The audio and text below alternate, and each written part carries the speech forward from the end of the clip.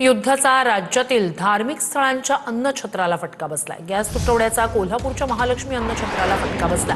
विठ्ठल मंदिर प्रशासन चूल वापरून अन्नछत्र चालवण्याच्या तयारीत आहे। शिर्डीत गॅस तुटवड्याचा साई भक्तांनाही फटका बसण्याची चिन्ह आहेत।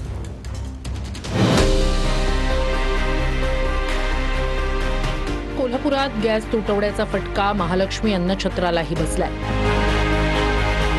अपुऱ्या गॅस पुरवठ्यामुळे अन्नछत्रामधील जेवण तयार करण्याचं प्रमाण 50%नी घटलंय। महालक्ष्मी अन्नछत्रामध्ये रोज 4 ते 5 हजार भाविक प्रसादाचा आस्वाद घेतात।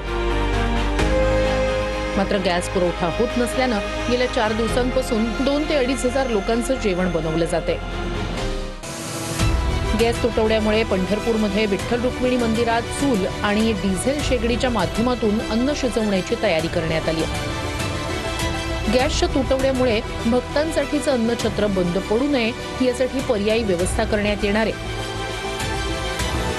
एकही विठ्ठल भक्त उपाशी राहणार नाही आणि मंदिर समितीचं अन्नछत्र अविरत सुरू राहील असा विश्वास मंदिर समितीचे कार्यकारी अधिकारी राजेंद्र शेळके यांनी व्यक्त केलाय। शिर्डीतील गॅस व्यावसायिकही गॅस नसल्यामुळे अडचणीत सापडलाय।